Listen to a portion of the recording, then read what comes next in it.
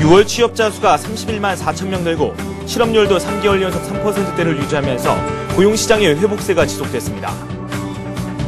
우리나라의 경제협력개발기구 경기선행지수가 6개월 연속 하락했습니다. 이는 지난 5월 103.4로 전월에 103.8보다 0.4포인트 감소한 수치입니다. 고용기간이 2년이 지난 기간제 근로자 중 10명 중 7명이 정규직으로 전환된 것으로 나타났습니다. 한국은행은 6월 수입물가지수가 147.64로 전달보다 2% 상승했다고 밝혔습니다. 따라서 수입물가는 5개월째 오른 셈입니다. 라스 성공 전략 2부 시작하도록 하겠습니다. 실적장이 악재를 누르는 모습을 보여줬습니다. 우리 증시가 연고점을 돌파했는데요. 이 상승폭을 후반부에 좀 줄이는 듯한 움직임을 보여줬습니다. 예전에 연고점이 1757포인트 선이었는데 오늘장 마감은 1758선 살짝 넘기면서 마감이 됐습니다. 다소 아쉬움이 남는 장이 아닌가라는 생각도 드는데요. 이에 대한 부분은 저희가 잠시 후에 짚어보도록 하겠습니다. 오늘 증권업종이 상당히 강세를 보여줬었고 기타 전기전자 업종도 상당한 상승세를 보여주기도 했습니다. 시황센터 연결해서 오늘장 상황 진단해보도록 하겠습니다. 김보람 아나운서 나와주세요. 네, 시황센터입니다. 7월 14일 수요일장 마감했는데요. 인텔이 10년 내 최고치, 분기별 최고치의 수익을 발표하면서 국내 증시 전고점 돌파에 강력한 동력이 됐습니다. 이에 국내 증시 IT주와 증권주들이 큰 수혜를 받았는데요. 코스피 마감지수부터 확인해봅니다. 오늘 코스피는 22포인트 오르면서 1758포인트에 마감했습니다. 오늘 출발은 1754포인트 출발한 이후에 장 초반에 벌써 연고점을 돌파했고요. 장중에는 1764포인트까지 오르면서 2년 내 최고치를 경신하기도 했습니다. 조금 상승폭은 줄어들었지만 그래도 연고점 돌파하면서 마감했는데요. 오늘 지수의 움직임 수급으로 좀 더 자세히 확인합니다. 개인 쪽에선 여전히 매도 우위 나타나고 있습니다. 개인이 8천억 원 넘는 물량 매도했고요. 기관이 매도로 흐름 바꿨는데요. 12억 원 정도 관망으로 보는 게 맞겠습니다. 소폭 매도했습니다. 외국인 쪽에서는 올해 가장 많은 매수 물량 들어왔습니다. 9천억 원 넘는 물량 들어왔고요. 프로그램 쪽에서도 8천억 원 넘는 물량 들어오면서 지수 상승을 강하게 이끌어줬습니다. 코스닥 마찬가지로 살펴보겠습니다. 오늘 코스닥은 2포인트 오르면서 499포인트에 마감했는데요. 오늘 출발 500선 뛰어넘으면서 502포인트에 출발했습니다. 하지만 200일 이동평균선이 이번엔 저항선으로 작용하면서 500선 아래 499포인트에 내려와서 마감했는데요. 지수의 움직임 수급으로 다시 한번 확인해봅니다. 개인 쪽에선 여전히 매도 우위 나타났습니다. 개인이 259억 원 정도 매도했고요. 반면에 기관이 43억 원, 외국인이 209억 원 매수하면서 개인의 매도 물량을 소화해주는 모습이었습니다. 이어서 외환시장 살펴봅니다. 오늘은 10원 40전 내리면서 1202원 10전에 마감했습니다. 오늘 하락으로 출발했습니다. 뉴욕 증시가 강세를 보였고요. 그리고 그리스의 국채 발행 성공 소식에 따라서 하락으로 출발했는데요. 하지만 낙폭은 많이 줄이면서 1200원대 올라와서 마감했습니다. 이어서 유가증권 시장 시총 상위 종목들의 움직임도 한번 살펴보겠습니다. 삼성전자가 오늘 최대 수혜주였다라고 할 수가 있겠는데요. 삼성전자 오늘 3.5% 오르면서 82만 4천원, 82만 원대 회복했습니다. 포스코가 오늘 다시 내리는 모습이었는데요. 2.3% 내렸습니다. 오늘 현대차가 0.7% 조정받는 모습이었고요. 신한지주가 올랐고요. LG화학이 오늘 52주 신고가 다시 경신하면서 장중에는 33만 원까지 오르기도 했습니다. 한국전력이 오늘 강보합에 마감했고요. 현대모비스 1.4% 올랐습니다. 신한지주에 이어서 KB금융 역시 올랐고요. 현대중공업 1%, 하이닉스 3% 큰 폭으로 올랐습니다. LG전자 역시 오늘 IT주 강세에 상승세 이어가는 모습이었습니다. 이어서 코스닥 살펴봅니다. 서울반도체 오늘 추가적인 상승분이 있었습니다. 1.9% 올랐고요. 셀트리온은 오늘 조정받았는데요. 1.4% 내렸습니다. SK브로드밴드는 2분기 흑자 전환 예상에도 불구하고 오늘 추가적인 하락 나오면서 7% 급락하는 모습이었고요. 포스코 ICT가 오늘 1% 올랐습니다. CJ홈쇼핑과 메가스터디 오늘 반등했습니다. 2%, 1% 가까이 올랐고요. 네오이즈게임즈가 2.8% 올랐습니다. SK컴즈는 어제에 이어서 오늘도 1.7% 추가적인 하락분 나왔습니다. 이어서 오늘 특징 테마주 살펴보겠습니다. 오늘장 키워드는 역시 인텔 효과일 텐데요. 인텔이 호실적을 발표함에 따라서 국내 IT주들 큰 폭으로 올랐습니다. 삼성전자가 3.5% 올랐고요. 하이닉스가 3.4%, LG디스플레이와 삼성테크인 역시 2%대 상승 움직임이 나타나면서 대형 IT주들이 강세였습니다. 인텔 효과는 반도체 장비주들도 이어받았는데요. 신성홀딩스가 4.9%, 그리고 큐르홀딩스, 아큐텍 반도체가 가격 제한폭까지 오르면서 반도체 장비주까지 상승 상승 탄력을 이어받았습니다. 인텔료가 여기서 끝이 아닙니다. 가장 큰 수혜주는 증권주들인데요. 증시가 강세를 보이면서 큰 폭으로 오르는 모습이었습니다. 삼성증권이 5.9% 올랐고요. 동양종금증권이 14%, 하나증권 역시 두 자릿수 상승세 나타나면서 증권주들이 큰 폭으로 올랐습니다. 시선을 조금 돌려서 건설주 한번 살펴보겠습니다. 금리 인상 여파가 벗어나면서 어제부터 오르는 모습인데요. 오늘도 역시 상승세 이어갔습니다. 현대건설이 3% 올랐고요. GS건설이 4%, 삼성물산이 4.8%, 대림산업이 5% 오르면서 건설주들이 큰 폭으로 올랐습니다. 이어서 조선주 한번 살펴보겠습니다. 기관의 순환매에 오늘 강세를 이어가는 모습이었는데요. 현대중공업이 1%, 그리고 현대미포조선이 2.9%, 대우조선해양이 5.8%, STX는 8.9% 큰 폭으로 오르면서 조선주들이 강세였습니다. 네, 오늘 증시 상승으로 한번 가닥을 잡자 악재는 모두 소화해내면서 호재의 무게중심이 쏠리는 모습이었는데요. 내일 장은 또 어떤 장이 펼쳐질까요? 나트성보 전략과 함께 고민해 보시기 바랍니다. 지금까지 마감 시황이었습니다. 네, 이번에는 우리 시장 더욱더 꼼꼼하게 살펴보도록 하겠습니다. 항상 꼼꼼하게 분석을 해주시는 분이시죠. HMC 투자증권의 김중원 책임연구원 연결되어 있습니다. 안녕하십니까? 네, 안녕하십니까? 네, 연고점을 돌파했는데 좀 네네. 아쉽습니다. 1760선 위에 서 있다가 지금 후반부에 이 상승분을 약간 반납을 했는데 오늘 장 네네. 특징부터 한번 살펴보도록 하죠. 네, 오늘 시장 특징 말씀드리면 유럽 쪽이 2% 내외로 강세를 기록했고 미국 증시도 상승 마감했고요. 그런 기대감으로 코스피 역시 연중 고점인 1764까지 장중에 상승을 기록하기도 했습니다. 전일에 이어 프로그램 매수가 크게 유입된 점이 긍정적이었고 특히 외국인이 현물 시장에서만 9천억 원 넘게 매수를 기록해서 개인의 매도에도 불구하고 지수 상승폭을 유지한 걸로 보입니다. 원달러 환율도 10원 이상 하락하면서 1200원대에서 공방을 보이기도 했습니다. 또한 이제 주요 아시아 증시도 급등하면서 국내 증시와 동조하는 모습을 보였는데요. 미국 인텔의 후실적이 국내 IT 업체에 긍정적인 영향을 미치면서 전반적으로 3분기에 대한 기대감을 높인 점이 지수 상승을 이끄는 모습을 보였습니다. 반면 이제 포스코는 양호한 실적에도 불구하고 하반기 우려감으로 철강주만이 좀 약세를 보였고 거기에 이제 그 지수가 연중 고점을 찍다 보니까 증권업종 같은 경우에는 업종 중에서 가장 높은 7.79% 상승하는 모습을 보였는데요. 증권업과 그와 관련해서 금융업종 전반에 관련해서는 이제 투자 전략 조금 이후에 좀 더 자세히 좀 말씀드리도록 하겠습니다. 그리고 이제 기계, 전기, 전자, 의료, 정밀, 운수, 창고 업종 모두 2% 이상 상승하는 모습을 보였고요. 반면 이제 통신주는 SK텔레콤이 실질적으로 요금 인하 발표로 통신주의 향후 가다 경쟁에 따른 실적 악화 우려가 부각된 영향으로 통신주만이 좀 철강에 이어서 좀 약세를 기록하는 모습을 보였습니다.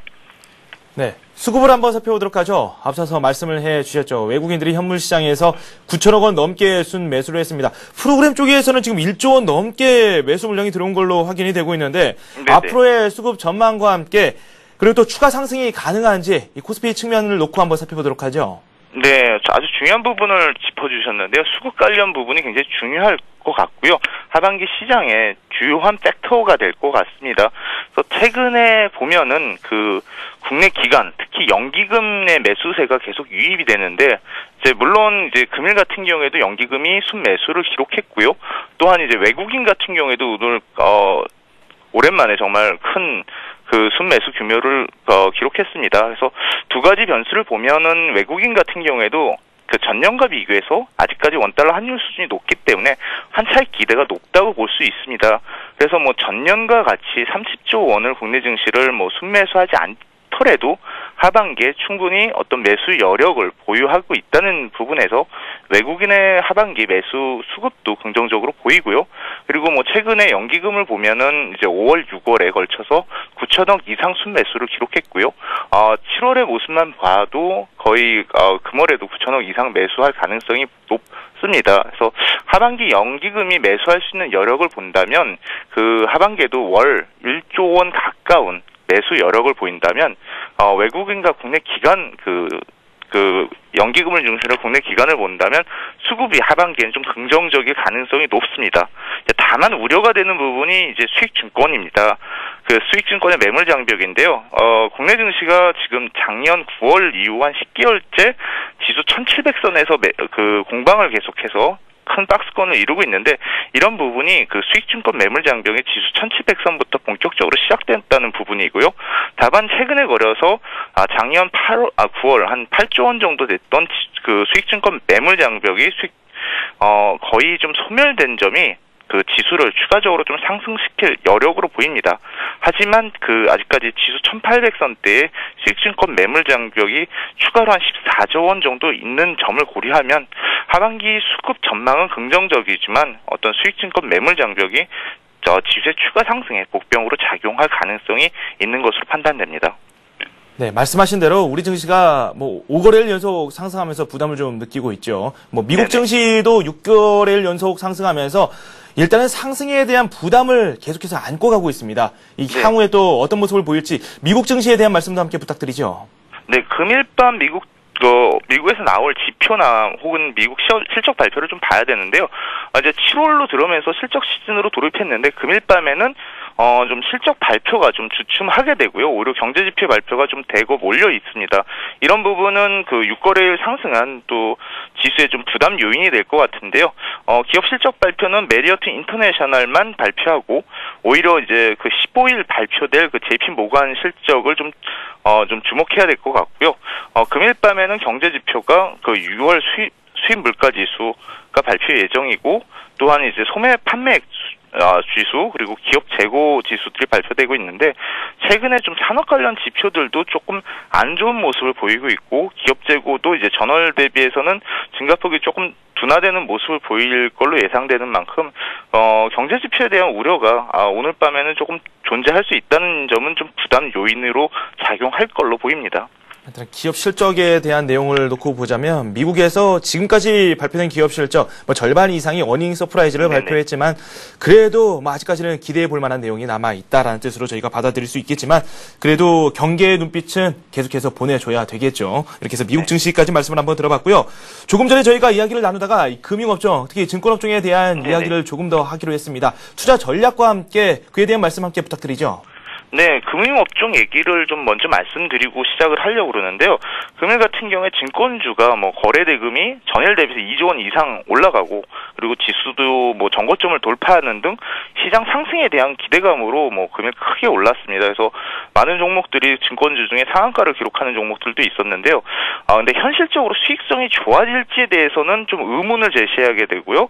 그것이 물론 이제 그 증권주가 거래에도 민감하지만 금리 인상에 대한 부분에 취약한 모습이 있다는 거를 고려해야 됩니다. 그래서 보유 채권 가치 하락이 실적 악화로 이어질 수도 있다는 거죠. 그래서 실질적으로 한국은행이 예상보다 좀 빨리 금리 인상을 했는데 금리 인상의 수혜가 우선은 이제 그 장기적으로 채권을 운영하는 보험 쪽의 수혜로 이어질 걸로 보이고 그 다음은 은행 그리고 오히려 증권은 그런 부분들이 실적 악화 우려가 있다는 점에서 그 금융주 내에서는 보험이 우선 최상위일 거고 그 다음에 은행을 좀 보시는 게 더 나을 걸로 보입니다. 그래서 오히려 증권은 중립 이하의 투자 의견이 좀 맞지 않나라고 말씀드리고 싶습니다. 그래서 좀 전략을 말씀드리면은 아무래도 전고점까지 상승한 점 그렇지만은 앞서 말씀드린 것 같이 지수 1700선대 매물 장벽이 거의 소멸됐다는 점에서 지수의 추가 상승 가능성이 가능하다고 봅니다. 그렇지만은 다시 지수 1800선대에 다시 그 수익증권 매물 장벽이 14조 원이나 높게 존재한다는 점을 고려할 때 지수가 1800을 넘어도 그렇게 크게 훌쩍 넘지 않는다고 예상되고 있습니다. 그렇다고 보면은 지금부터 좀 현금을 늘려나가는 게 좋을 것 같고요. 다만 지수의 그 센티멘탈이나 그런 면을 고려할 때 추가적으로 상승 가능성이 존재하는 부분을 최대한 이용해서 분할 매도해 가면서 지수의 상승은 어느 정도 즐겨보는 것이 바람직할 걸로 예상되고 있습니다. 또한 이제 마지막으로 이렇게 그 차익 실현을 한다면 앞서 말씀드린 것 같이 금년 하반기 외국이나 연기금을 중심으로 국내 증시의 수급 전망은 견조할 걸로 예상되기 때문에 증시가 크게 하락하거나 그러지는 않을 걸로 보여서 오히려 좀 저점 매수가 안정적이지 않을까 그런 관점에서 오히려 고점 매도를 잘하는 것이 바람직할 걸로 보입니다.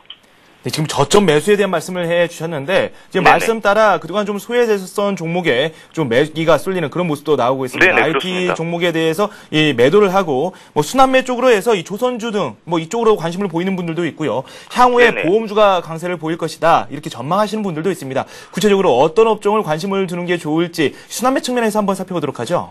네, 뭐 실질적으로 말씀드린 것 같이 현금 비중을 늘리는 전략을 제가 말씀드리고 있지만 업종에 대해서 말씀드리면 이제 금융업종 내에서는 보험이 금리 인상 수혜 부분이 부각될 수 있다는 점을 말씀드리고 있고요. 또한 이제 그 조선업종 같은 경우에 특이하게 그 외국인과 연기금 모두 순매수를 강하게 하는 업종인 만큼 그런 부분이 아무래도 그 밸류에이션 매력이 존재하고 그런 부분이 있다고 보입니다. 그리고 지수가 이렇게 크게 박스권을 형성한다면 순환매 관점에서 좀 그동안 못 올랐던 업종에 관심을 가지고 또한 이제 종목 같은 경우에는 코스피가 그 연중 고점을 이미 돌파한 상황에서 코스닥 같은 경우에는 아직까지 500선 그 근처에서 머물고 있다고 뜬다면 추가적으로 전고점까지 한 상승 여력이 한 10% 정도 있다고 보입니다. 그래서 계속해서 말씀드린 것 같이 그 어닝 서프라이즈 소식이 대형주에 들린다면 그와 관련된 중소형 그 밸류 체인의 종목들에 대해서 관심을 갖고 이번 실적 시즌에 매수해서 그 이후에 종목장에 좀 대응하는 전략을 좀 세워보는 것도 바람직할 걸로 보입니다. 네, 뭐 매수를 한다면은 계속해서 말씀해 주셨던 것처럼 일단 조정 시 매수하는 전략 그게 가장 네네. 유효하겠죠. 네, 그렇습니다. 네, 알겠습니다. 지금까지 꼼꼼하게 우리 시장 분석을 한번 해봤습니다. HMC 투자증권의 김중원 책임연구원과 함께했습니다. 두 말씀 고맙습니다. 감사합니다. 네, 잠시 후 뉴스가 이어집니다.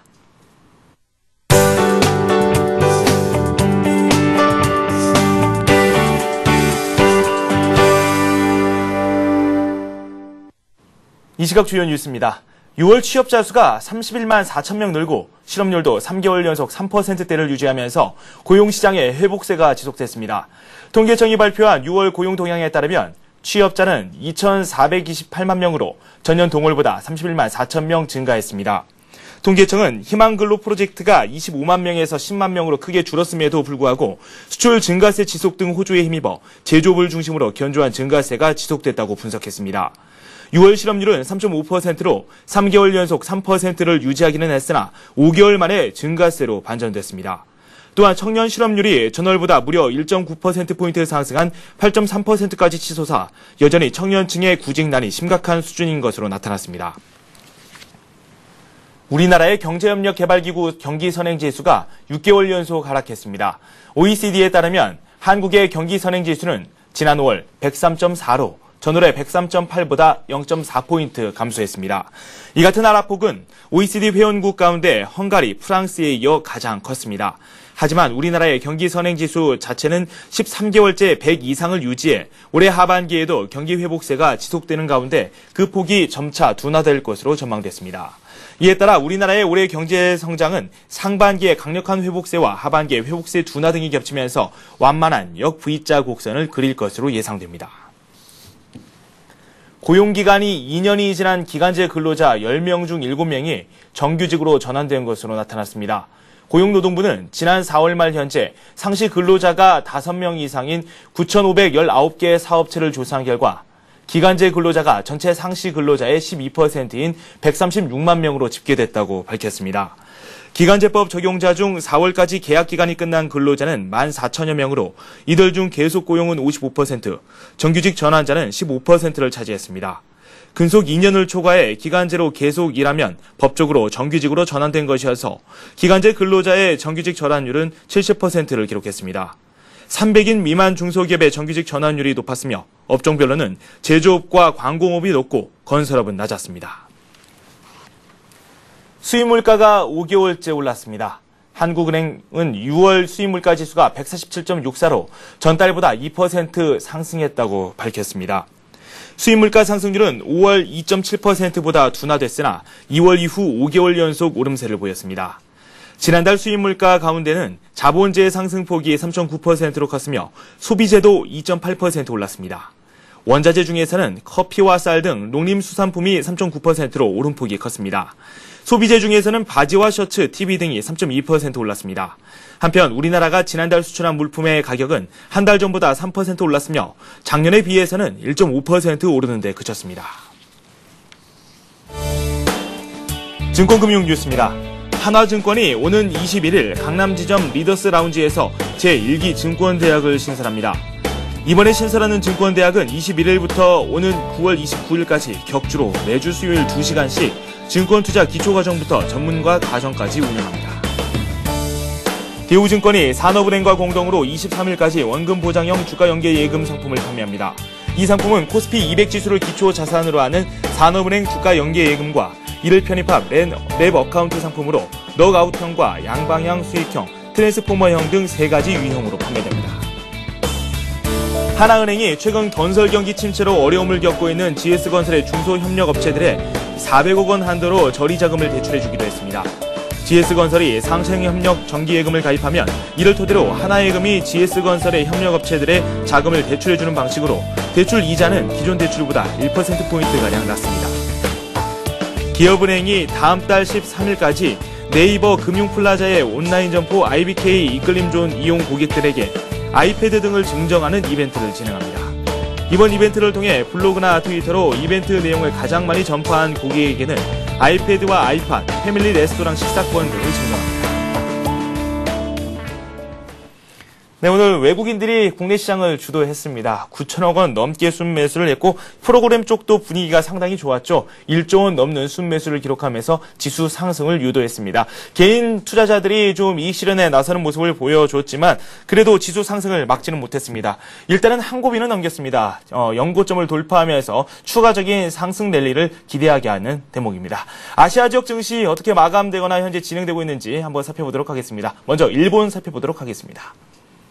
일본 증시가 많이 올랐습니다. 우리 증시보다 더 높은 상승률을 기록했는데요. 2.7% 오르면서 9,795선에 마무리가 되는 모습을 보여줬습니다. 중국 증시 살펴보도록 하겠습니다. 현재 0.5% 오르면서 2,463선을 걷고 있습니다. 일단은 상승세를 유지할 것으로 파악이 되고 있지만 여전히 경제지표적으로 좀 부담을 안고 가는 모습을 보여주고 있습니다. 네, 오늘 저희가 준비한 소식은 여기까지입니다. 저는 내일 이 시간에 더 좋은 소식 가지고 찾아뵙도록 하겠습니다. 시청해주신 여러분 고맙습니다.